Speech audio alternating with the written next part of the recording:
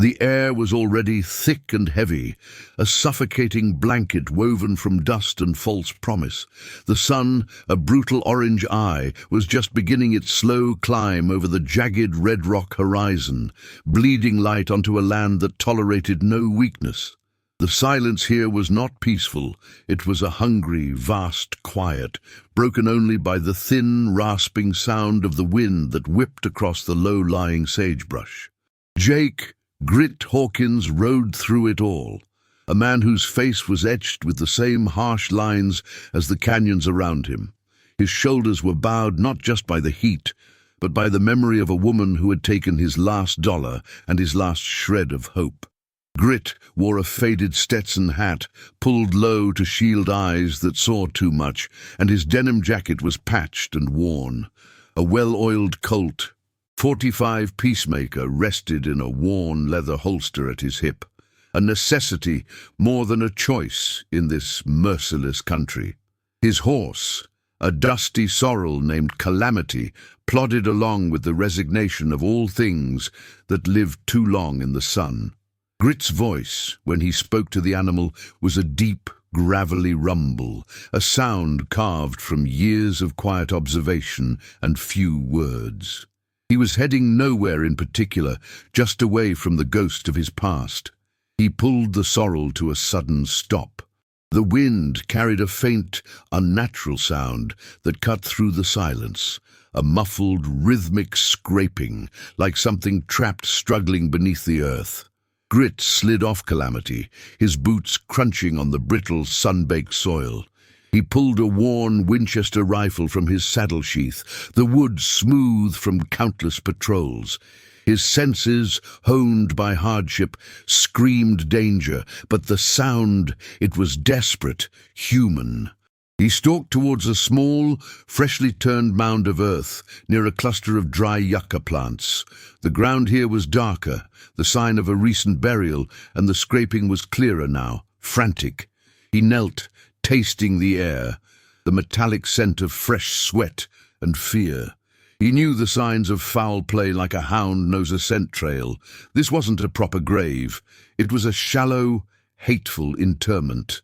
Without hesitation, Grit began to claw at the dirt with his bare hands, throwing aside handfuls of the heavy, suffocating soil. He felt the tension in his muscles, the adrenaline surging, but his movements were controlled, deliberate. The scraping stopped. A woman's face, coated in filth and fear, suddenly appeared in the hole, her eyes wide, dark and wild with the terror of near death. This was Navajo, the widow. "Don't move, ma'am." His voice was a low, steadying sound, cutting through her panic. Navajo, an Apache woman whose features were sharp and beautiful despite the dust, tried to speak, but only choked on the fine powder. He saw the faint, desperate light in her eyes, a life refusing to be extinguished.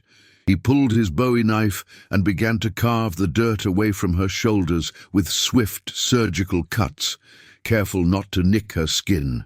He freed her, pulling her from the hole like a root ripped from the soil. She lay on the ground, gasping, coughing up the earth that had nearly claimed her. Her breathing was ragged, her small, frail body trembling, yet a raw, defiant strength seemed to radiate from her eyes as they met his. "Who did this, ma'am?" Grit asked, his Colt now back in his hand, scanning the empty, deceptive horizon. Navajo pointed a trembling finger towards a nearby ridge. Her voice, when it finally came, was a harsh, dry whisper, laced with venom. "Benedict, my neighbor." He wanted the land. A sudden, sharp crack of a rifle shot echoed from the ridge, kicking up dust at Grit's feet. Benedict, a hulking figure wearing a cheap leather vest and a sneer, had revealed himself. He carried a heavy Sharps buffalo rifle, its scope glinting in the merciless sun. "You ain't supposed to be here, stranger," Benedict yelled, his voice carrying the rough, aggressive tone of a bully who had been interrupted. "That land is mine." Grit threw Navajo behind a large slab of broken rock. He returned fire with his Winchester, swift, accurate, forcing Benedict to duck and cover. The silence was shattered by the rhythmic exchange of gunfire, a new, brutal song for the prairie wind. Grit knew this wasn't just a rescue, it was a death warrant. He had saved a life, and in doing so, had earned a deadly enemy. "The dust never settles, partner," Grit muttered to himself, his lips pulling into a thin, hard line. "It just waits." The moment demanded a decision, a quick, brutal assessment of the odds. Grit realized the fight had just begun, and the debt he had taken on was far greater than he had anticipated. The ranch house was a small, lonely outpost, nestled amongst thorny mesquite, its wooden porch bleached grey by decades of sun. A sad, worn-out place, but it possessed a vital, stubborn heartbeat. The only sign of life was the thin, shaky plume of smoke rising from the stone chimney. Grit had brought Navajo here, riding hard with the persistent danger of Benedict dogging their trail. Navajo, having washed the burial dirt from her face, was beautiful in a fierce, untamed way. She wore a simple, dark skirt and a buckskin blouse, her expression still etched with shock, yet hardening into resolve. She moved with the quiet grace of a predator, instinctively aware of her surroundings. Grit, though guarded, watched her with an intensity he hadn't felt since his life fell apart. The way she handled pain, the sheer refusal to break, it resonated deep in his own bruised soul. "He'll be back, mister," she said, her voice now steady, but still a low rasp.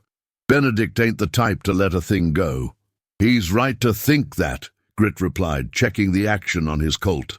The crisp click of metal, a promise of violence. "Men like him only understand one kind of closure. You got a name, ma'am?" "Navajo. Just Navajo. Grit. Just Grit." He poured her a sip of brackish water from his canteen. "Your husband's land, I figure. Worth the trouble." "It's the only damn thing I got left," she spat, the rage of a widow's injustice flaring. "He tried to poison my husband before the disease took him. Now he wants the papers. He figures an Apache woman with no kin can't hold a title." They stood on the porch, the air between them charged with unspoken trauma and a strange, nascent attraction. The heat was a tangible enemy, shimmering off the corrugated iron roof. They were two broken people, standing on shaky ground, yet finding a strange, necessary anchor in each other. "You got any whiskey, Grit?" she asked, her eyes sharp. "My nerves are frayed down to the bone." "Got a flask," he said, pulling a tarnished silver cylinder from his inner coat pocket. "Strong stuff, might burn." Inside the house, the atmosphere was close and hot, lit only by a sputtering kerosene lamp that threw long, dancing shadows. Navajo took a long, steady pull from the flask, the liquor momentarily catching her breath, a small cough escaping her. The rough, earthy smell of stale whiskey and dry wood hung in the air. "What brought a man like you out here?" Navajo asked, staring into the flickering flame. "You ain't no ranch hand." Grit leaned back against the wall, the heavy rifle across his lap. He spoke without looking at her, his deep voice like a river running over stones. "Woman took everything. My money, my name, my pride, left me to dry out like old timber. Now I ride light. Only keep what I can carry." He finally met her gaze. His eyes, usually cold, held a flicker of shared sorrow. It was the moment of exposure, of revealing the wound. "That's a hard trail to ride, Grit." "It is what it is." Navajo slowly moved towards him. The air grew thicker, the silence between them heavy with recognition. She reached out and lightly touched the gunpowder stain on his cheek. Her touch, light as a butterfly, felt like a branding iron on his scarred soul. "You saved my life. I owe you more than just a place to sleep." Grit's gruff exterior cracked for a moment. He reached up, his rough, calloused fingers closing around her slender wrist. He felt the wild, desperate pulse beneath her skin. The tension of life and death, of rescue and rage, was boiling over into something else, a primal, urgent need. The heat of the desert night was nothing compared to the fire they ignited. "Benedict's coming, woman," Grit warned, his voice a low, husky growl, thick with desire. "We got no time for pleasantries." "Then let's not waste it," Navajo breathed, her mouth curving into a small, dangerous smile. The lamp sputtered and went out. The sounds of the desert night, the howl of a distant coyote, the creak of the old house, were swallowed by the sudden, intense reality of two souls clinging to life in the darkness. The moonlight streamed through a dusty window, illuminating the tangle of their bodies. Grit was a master of the slow burn, his strength tempered by a surprising tenderness. He moved with the competence of a man who knew his own body and understood a woman's needs as if they were his own. The harshness of his exterior was replaced by an intense, focused devotion. Navajo cried out, not in pain, but in release, a stark, profound contrast to the choked silence of her burial. "I ain't had a man look at me like that in years," she whispered, breathless, tracing the strong line of his jaw. "You're fire, Navajo," Grit murmured, his deep voice a soothing vibration against her skin. Pure, untamed fire. But the sense of safety was short-lived. A sudden deep boom echoed outside, followed by the distant thud of galloping hooves. "He's here," Grit said, leaping from the bed, grabbing his Colt.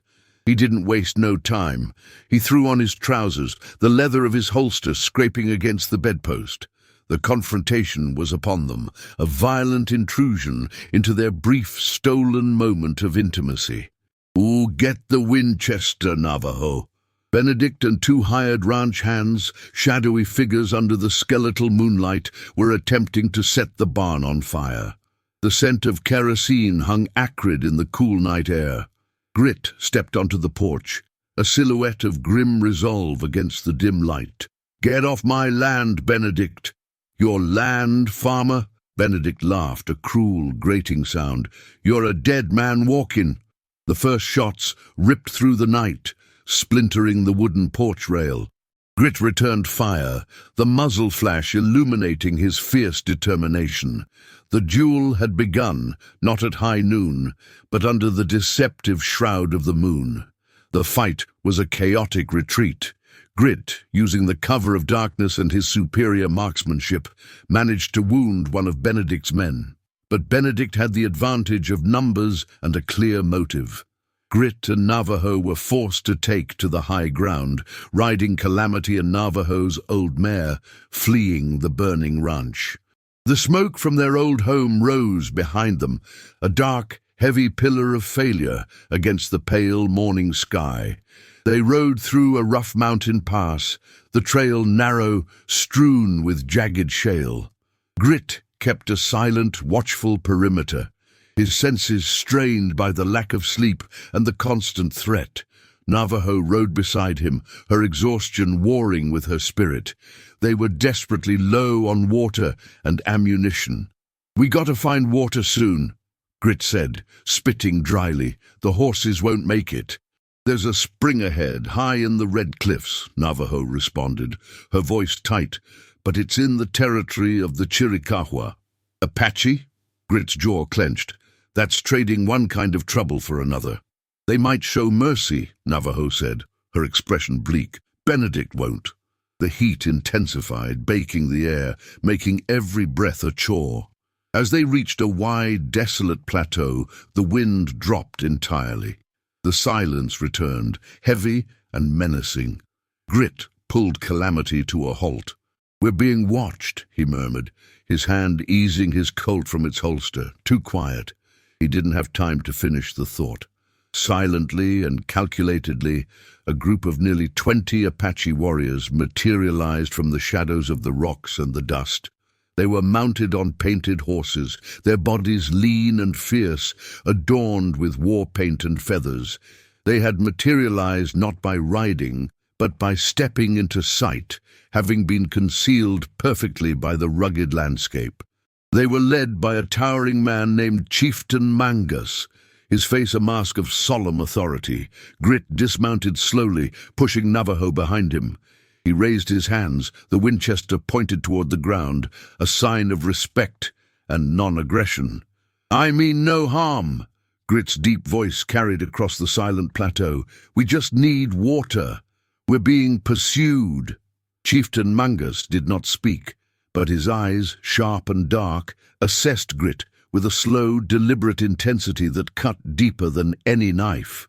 Mangas raised a hand, and the warriors, with the precision of trained soldiers, completely encircled the two fugitives. The only sound was the jingling of their small silver ornaments and the occasional snort from a nervous horse. A young warrior stepped forward, pointing a finely crafted bow and arrow directly at Navajo. "She is of the people." "Why is she with a white man?" the warrior demanded in his native tongue, then repeated the question in accented English, his tone accusatory. Navajo stepped forward, her fear replaced by a fierce pride. "I am Navajo, a widow of the White River. This man saved me from being buried alive by a white thief who wanted my land. He is my protector." Mangas finally spoke, his voice a deep, resonant rumble, a sound that seemed to come from the very stones of the earth. "A white man saving one of our own is the sign of a fool or a ghost. We do not trust white words. We trust only action." He pointed a long, feathered lance towards a distant lone rock spire. "To gain our water and our safe passage, the white man must take the warrior's test. Go to the rock. Stay there until the sun sets on the third day. No food, no water. If you live, you are worthy of the air you breathe. If you die, you are just dust." It was a test of endurance, spirituality, and commitment. A brutal, ancient trial. Grit looked at the spire, then at the unwavering gaze of Navajo, and then at his own empty canteen. The survival of both of them depended on his acceptance. "I'll do it," Grit replied, his voice firm, echoing his renewed resolve. "But you protect her." Chieftain Mangas nodded, a silent contract sealed in the heat. Grit handed his Winchester to Navajo, a gesture of absolute trust. He took only his knife and began the long, agonizing walk towards the sun-scorched spire, the entire Apache band watching his every painful step. The sun climbed higher, relentless, beating down on the solitary figure, a man willingly walking into the heart of the fire to prove his honor. The rock spire was a natural furnace, reflecting the incandescent heat of the desert back onto Grit. He was weak, hallucinating, his lips cracked and swollen, but he was alive. He had scraped a shallow hole beneath the rock, seeking a few degrees of coolness, trying to conserve every ounce of moisture. His deep, primal voice was reduced to a raspy moan. He thought of Navajo, of the brief, intense fire they shared, and the memory anchored him, refusing to let him submit to the creeping darkness. Meanwhile, Chieftain Mangas observed him from a distant, shaded outcropping. Navajo was nearby, her face anxious, but she kept a respectful distance. She spoke to Mangas, trying to articulate the nature of Grit's debt and his character. "He is not like the others, Chieftain," she pleaded. "He risked his life just for a debt. He rides light because his heart is heavy." Mangas looked at the distant, suffering man, then back at Navajo. "A white man's burden is heavy only because he places it upon others. His test is to prove his heart is truly his own." Suddenly, the attention of the Apache band shifted. A faint clatter of steel and the distant rhythmic gallop of horses cut through the quiet. A cloud of dust, low and fast, appeared on the southern horizon. "Riders!" a young scout whispered, his eyes narrowing. "Too many for one man." Mangas raised a hand, his face grim. He recognized the formation, the speed, the way they moved. The black coats, Colonel Harding's militia. They come for us, always, searching for runaways, or an excuse for war.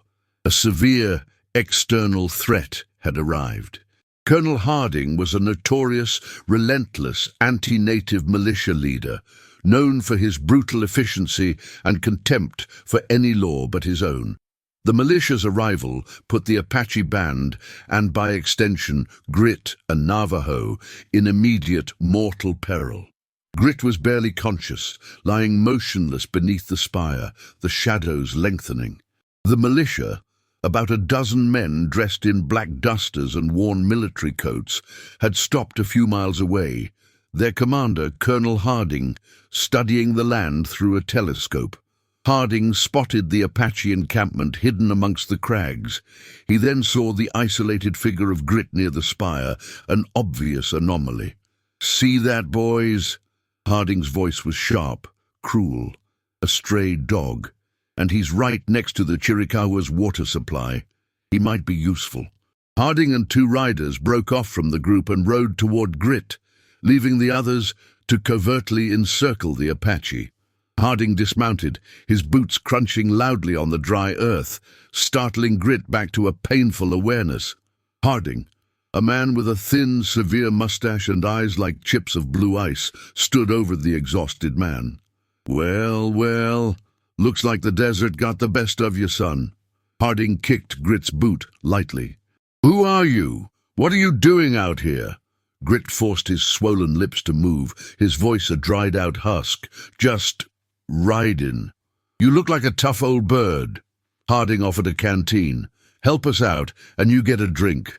I know where the savages are holed up.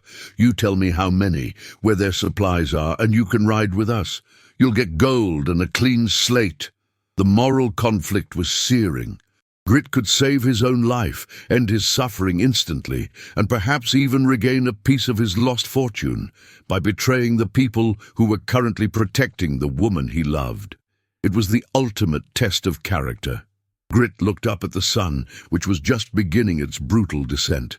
He saw the faint, desperate signal smoke rising from the Apache camp, a plea, a warning. "I ain't got nothing to tell you, partner," Grit choked out, his voice regaining a sudden, desperate strength. "Just dust and empty promises." Harding's face darkened, the offer turning instantly to cold fury. "You'd rather die than help decent folk. You must be kin to the Red Devils." Harding drew a gleaming Derringer pistol from his coat. "Fine. Die, thirsty traitor." Just as Harding raised the pistol, a single sharp arrow whistled through the air, catching the colonel squarely in the shoulder. "Thwack!" Harding roared, stumbling back. The arrow was followed by a torrent of others, erupting from the rocks above. Chieftain Mangas and his warriors, alerted by the smoke signals and seeing the militia's movement, had acted. Grit used the distraction, rolling sideways, pulling his knife, and plunging it into the knee of the nearest militiaman. The man screamed, collapsing. The silent, tense standoff had exploded into a vicious, desperate fight for survival. Grit, driven by a renewed purpose and fueled by his chosen loyalty, had earned his place. The canyon was an echo chamber of gunfire and screams. The red cliffs of the canyon walls seemed to catch the blood-red light of the setting sun, making the violence both beautiful and horrifying. Grit, though dehydrated, fought with a primal fury. The survival of the Apache and of Navajo now depended on this desperate joint defense. Grit was suddenly side by side with Chieftain Mangas, both of them firing and reloading with grim precision.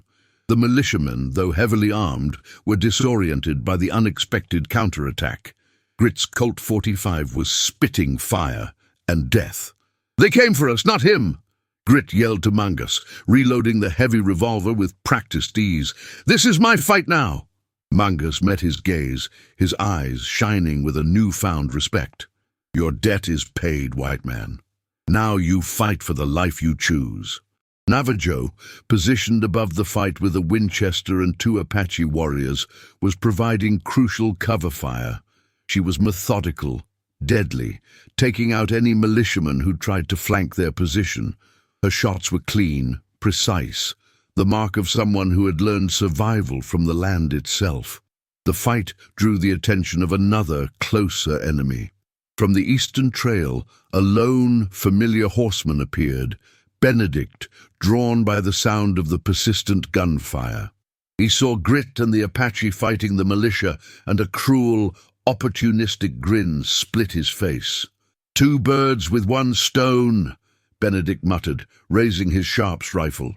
He wasn't aiming at the militia, but at the two leaders, Grit and Mangas, seeing a chance to eliminate his rival and cripple the Apache at the same time. He was a vulture, preying on the suffering of others. Grit spotted him, the glint of the sharp scope in the last rays of light. Benedict, the initial cause of all the trouble, had finally cornered them. This was the ultimate betrayal of the unwritten code of the West, shooting a man who is already fighting a common enemy. "Benedict!" Grit roared, pushing Mangas aside, exposing himself fully. "This is between you and me." The shot from the Sharps was deafening. The bullet ripped through the air, narrowly missing Grit as he spun and dived behind a boulder. The standoff turned into a three-way conflict, Grit and the Apache against the militia, and Benedict waiting for the right moment to kill Grit and Navajo. Grit had to end it. He couldn't fight two wars at once. He saw his chance. Benedict was still exposed, fixated on the Apache position. "Navajo, cover me!" Grit burst from behind the rock, his Colt blazing a path of dust and fury. It was a classic Western duel, the man of honor against the land thief. Benedict, surprised by the sudden desperate charge, fumbled his reload. Boom! Grit's first shot hit the Sharps, exploding the wooden stock and sending splinters flying. Benedict screamed in surprise and pain. Boom! Grit's second shot hit Benedict squarely in the chest. The impact lifted the large man off his feet and threw him against the canyon wall. He slumped down, his greed and treachery finally paid in full. The sound of the final decisive shot echoed. The militia, seeing their advantage lost and the Apache fighting with a terrifying cohesion, broke and fled into the fading light, leaving their dead behind. Silence returned to the canyon, heavy and absolute, broken only by the ragged breathing of the survivors and the whinny of the horses. Grit stood over Benedict's lifeless body, the Colt smoke curling in the cooling air. His face was a mask of exhaustion and grim satisfaction. The debt was settled, the land was safe. Chieftain Mangas approached Grit, his expression solemn. He extended a hand, palm up, a sign of respect and alliance. "You had water, and you chose to thirst. You had safety, and you chose to fight. You are not a white man, Grit. You are a man of honor." "I just paid what I owed," Grit said, his voice raw, his eyes finding Navajo in the distance. Mangas smiled faintly. "No, my friend. You chose a new life and a new family." The ranch looked different. The burned barn had been rebuilt, stronger and larger, with the help of the Apache warriors. The house was freshly painted, a sturdy outpost against the indifferent desert. The air was cleaner, filled with the industrious sounds of hammers, axes, and the gentle lapping of water against the edges of a newly dug well. The dust was still there, but it no longer felt like a shroud. It was just the earth. Grit, wearing a clean shirt but the same worn leather vest, was working on the fence, his big hands skillfully handling the wire. His voice, still deep and strong, was softer now, filled with an easy, natural warmth. He no longer looked like a man fleeing a past, but a man building a future. He saw Navajo walking toward him from the house. She was glowing, her beauty now peaceful, radiating health and quiet happiness. She moved with a slow, deliberate grace that immediately caught his attention. "Morning, partner," Grit said, leaning on a fence post, a small, genuine smile curving his lips. "Morning, husband," Navajo replied, the word sounding both ancient and brand new. They had been married quietly, in a ceremony blending Apache tradition and pioneer simplicity, a contract of love and necessity forged in the crucible of violence. Navajo placed her hand gently over her slightly rounded belly, her eyes reflecting the vast, hopeful sky. Grit's eyes widened, the depth of his surprise giving way to an overwhelming, gruff emotion. You mean... Grit's deep voice cracked with uncharacteristic tenderness. I mean, the debt is settled, Grit, and the land will have an heir, she whispered, her smile widening. A half-breed, with your deep voice and my fire. Grit walked to her slowly. He knelt before her, placing his large, calloused hands on her belly, feeling the promise of life. The past, the faithless wife, the lost fortune, was not just forgiven, it was erased. I always figured I was riding towards an empty horizon, Grit murmured, his voice thick with emotion. I didn't know I was riding toward a harvest. Chieftain Mangas and a small delegation of Apache rode into the yard. They dismounted, their movements quiet and formal. They had come to finalize the alliance and offer their own form of justice. We found the land papers on Benedict's body, Mangas said, handing a folded, yellowed deed to Navajo. The land is yours. It always was. He then presented Grit with a magnificent, elaborately feathered saddle. This is a gift, a sign of respect. You fought for the earth and the people who belong to it. When the boy is old enough, he will ride it. There's another thing, one of the Apache warriors said, stepping forward. The Blackcoats will return. They always do. They see this ranch as a gateway, a threat. They will not forget the battle at the Red Cliffs. The threat was real, external, and looming. The borderlands never allowed true peace, only temporary truces. We'll be ready, Grit said, his hand resting on the smooth wood of his Winchester, but his eyes never leaving Navajo's face. This land is family now. It doesn't run. The final image was of them standing together, the Apache widow and the reformed farmer, her belly swelling with new life, the symbol of a union forged in dust and blood. They faced the horizon, the sun climbing high, not as a threat, but as a promise. They had not found peace. They had built it, stone by stone, choice by choice.